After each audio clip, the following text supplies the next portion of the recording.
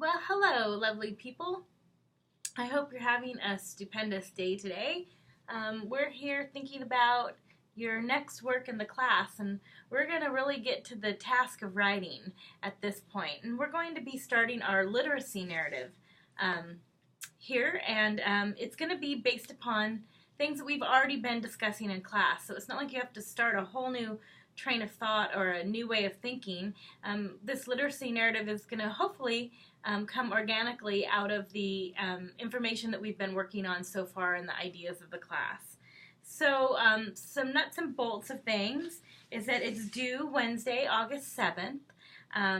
So there's going to be some ways that we'll handle that, and I'll talk about that in a little bit. But let's talk a little bit about the actual paper itself. So when you look below, down on Blackboard, you're going to see a whole bunch of prompts and things that are going to help you on how to actually draft this narrative. But again, we want you to be thinking about your literacy practices. So we've been using this word a lot, right? So how you read and write, and and how you use reading and or writing. And now we want to connect that to either the TED Talk or the readings, the McWhorter video or the TAN reading or any of the materials that we've looked at. So we're asking you to try to start to make connections between how you do things and the things that you've read about other people and how they talk about literacy. So there's a couple different ways that you can go about doing this. Neither are right or wrong. They're just different ways into writing this type of narrative.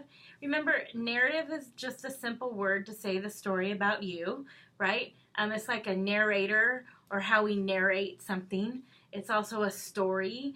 So the narrative is known as the story. So again, this is going to be one of those papers that probably will use a lot of I, and it will be reflective in nature because it's narrative, but it will also connect these narrative ideas, these ways that you do things, to the way other people do things. So it's like putting that research in to attach to the ideas of how you use materials. So again, there's a couple of different ways that you can do this, and I'm going to talk about a few, but there's more prompts and information down below on Blackboard. So one way that you could get this going, this paper, is thinking about summarizing an article. So you could start with the material. Maybe you could pick one of them. Maybe, for example, Tan and her ideas of using multiple Englishes. Maybe you're a second language learner, or you've dealt with a lot of different second language acquisition, and you want to think about the idea that Tan. So you could summarize Tan's article, and then you could compare your own literacy practices to that. And that would be one way that you could think about organizing this type of paper. Another way that you could think about organizing this paper is to start out with a story about yourself. So thinking about your own practices of reading and writing, and then connecting it to an article. So using the story of your life kind of to front load and then to bring in the material or the connections that you see within the material to your own practices. So those are a couple of ways to think about organization and structure, or how you want to get your ideas across. I want you to feel free to use anything in your discussion posts. So that is free game. Like if there's something that you wrote in a discussion post that you're like, yeah, that's it. That's what I want to talk about. Feel free to take that material and push that into this narrative that is totally acceptable and actually really, really, really smart. So what else can I tell you?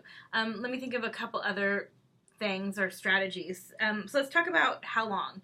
So I'm thinking a couple of pages, 2. I think double-spaced is reasonable. Maybe 3. Think about structure and paragraphs and how they work together. Think about connecting the paragraphs with possibly topic sentences or structures that help the reader to understand what you're doing. And there is an example from not my class, but Professor Kim Jackson, who's taught this class many times. There's an example up there. There's a couple of details that you need to know to be successful at this project. First of all, we're going to create these narratives in Google Docs. And we want you to kind of get used to the Google Doc system. And many of you probably use Google Docs all the time. You're like, whatever, Kelly, this is like so easy. What are you talking about? But some of you may not. And so I don't want to take it for granted if you haven't used the Google Doc system before. So your writing mentor will email you a link. So they're going to use your Wildcat mail, because we kind of want you to get used to this Wildcat email. It is the email of choice for Chico State, and they will constantly email you with information about things you need to do. So we want you to get used to this, this Wildcat email.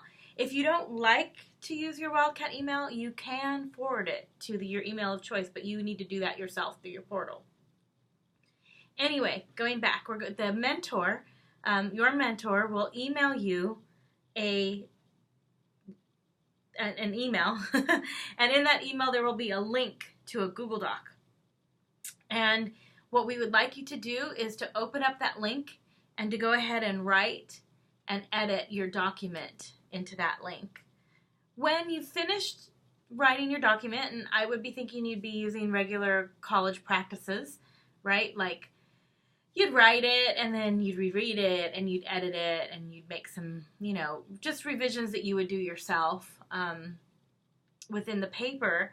And then when you get done, we'd like you to email your mentor back and say, hey, you know what? I've finished this thing and I'd really like you to take a look at it. And then your mentor is going to do two things. They're going to look at it and give you feedback, and they're also going to send it to a peer, and maybe two peers, depending upon how many students we have in the class. And then we're going to think about getting some feedback. So you will be doing a peer review on another student's paper. You will also get your paper back, of course, with another peer's response to it. So let's talk a little about the nuts and bolts and due dates. So the paper is due back on Wednesday, August 7th to your mentor. So your mentor is going to send you that email to your Wildcat account. You're going to open up the document and you're going to start writing, and you're going to make sure that you get that paper back to your mentor by Wednesday, August 7th. And you're going to send them an email when you are done, and you're going to say, hey, here's the document, right? And I'm done. And will you take a look at it? And tell them it's ready for feedback. And then you're going to sit for a while, and in the next morning, you will receive a email from your mentor with somebody else's paper.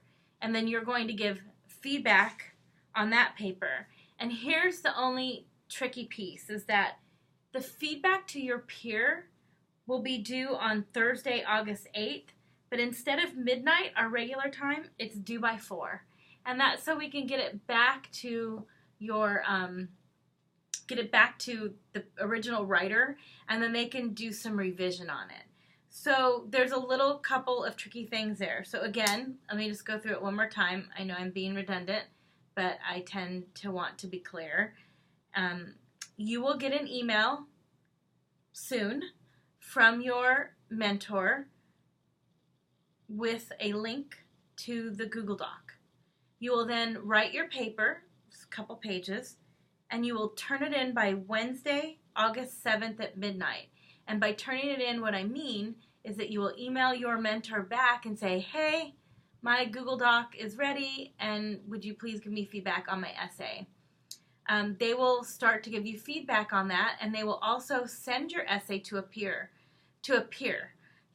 That sounded like I was saying to appear, but I'm saying to a peer, also known as another member of the course. And then you will get that back in the morning of the 8th, and you need to then respond to that material